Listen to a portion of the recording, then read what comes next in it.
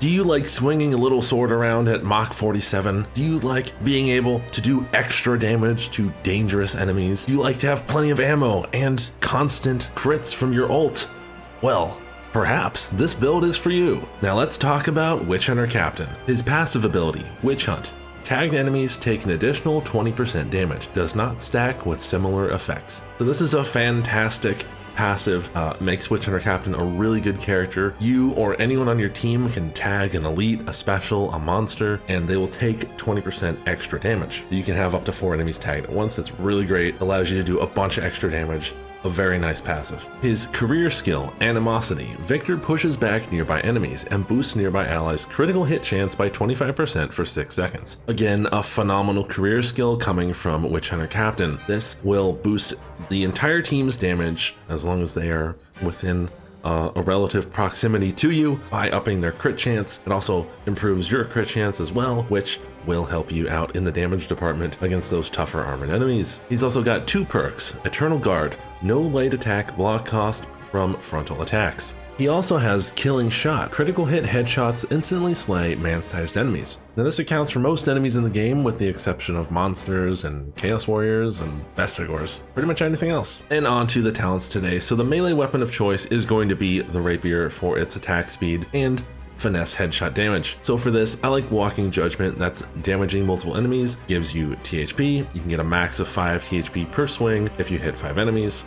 This one I find just gives you pretty good consistent temp health. On this level 10 line, Death Knell is really good and gives you a bunch of extra headshot damage. However, we're going to be going with Flens. Enemies hit by melee attacks bleed for extra damage. We're going for this because we're building for a ton of attack speed on our Rapier, so we're going to be able to swing one of the fastest weapons in the game even faster, thereby stacking a bunch of bleed damage on top of each other with light attacks. On the level 15 line, Assassin is your best choice here.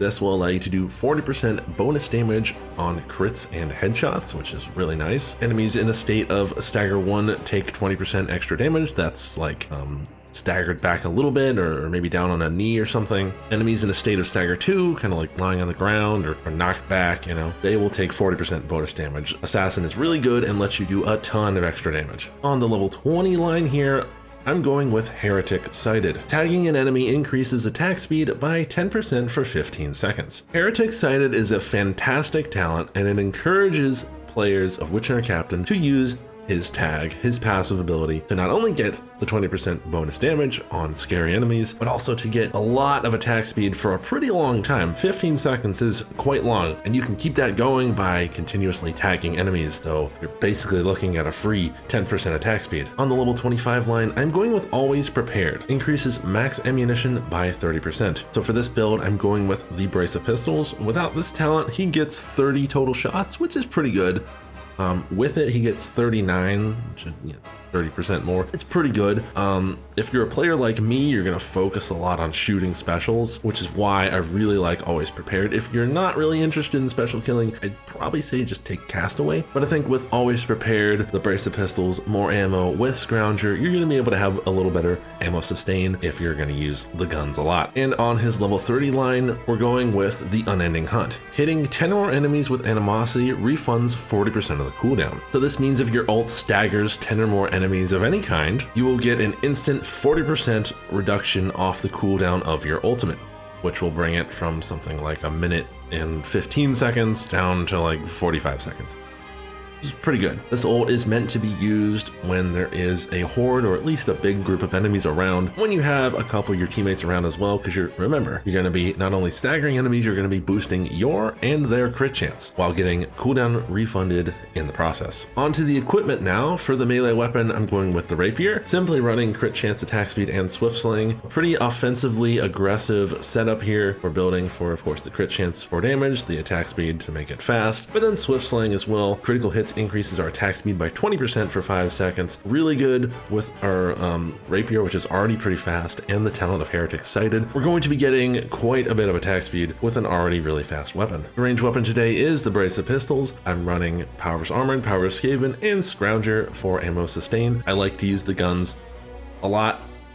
I'm kind of aggressive with them. I like to shoot pretty much every special I see, and some elites as well, and if I have some ammo left over, I will dump it on a monster. On my necklace, I'm running stamina, block cost reduction, and bark skin. Bark skin is to help you not take as much damage if you get hit multiple times or disabled by an assassin or a hook rat, blightstorm, or something like that, where you get hit repeatedly. It allows you to not necessarily survive, but you have a much better chance of surviving in a kind of panic situation like that. The block cost reduction you're absolutely going to need on your necklace. This will allow you to block attacks like overheads, heavy attacks from enemies, and not lose all your stamina instantly. The rapier on its own has 3 stamina shields, but running extra stamina will allow you to block things a little more easily since we're not running block cost reduction on the melee weapon itself. On the charm, I'm going for power versus chaos, attack speed, and concoction. I like power versus chaos because it counts as more damage towards what I consider to be more difficult enemies, the chaos faction, but also beastmen, which are very difficult for most people, are considered chaos in this game. So you're doing more damage to 2 factions with 1 simple stat. I also like the attack speed because I want my weapon to be super fast, allowing me to swing more. That'll let me get hit less, do more damage. It's a total winning property. And then concoction just kind of makes your life easy. You drink any kind of potion, you get all the effects of the other potions. So the speed, the strength, and the ult cooldown, you get up to a minute of ult cooldown. So, you know, if you use your ult and you hit the 10 enemies, you get like 45 seconds on your ult. You can chug a potion and wham bam, thank you ma'am, you can do it again. The only thing is the duration is reduced by 50%, but that doesn't matter because you're getting a minute off your ult with strength and speed effects added.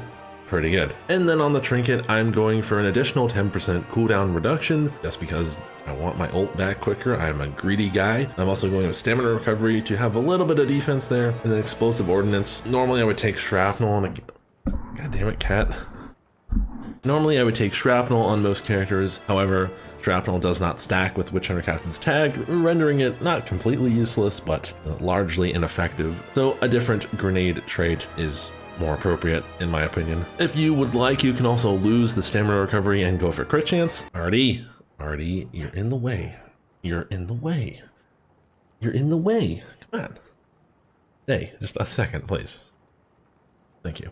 I don't even remember where I was. You can also, if you want, lose that stamina recovery and go for crit chance, as that's going to benefit Witch Hunter Captain personally a little bit more with his perks, but it's not necessary. And there you have it, guys. This is a pretty nice Witch Hunter Captain build. It's going to give you plenty of attack speed for good damage, plenty of ammunition for sniping specials if you so choose, consistent ults with stagger and boosted crit chance for additional damage, and team support. If you like this video, consider subscribing to my channel, leaving a like and leaving a comment. Let me know if you have ever run a build like this or what you think of Witch Hunter Captain as a character in the game. I also have a Twitch and a Discord. Links to those will be in the description down below. We got quite a few people in the Discord, so if you're looking for people to play with or just to hang out, talk lore, talk Warhammer, Vermintide, Darktide, whatever, come on, click that link and come join us.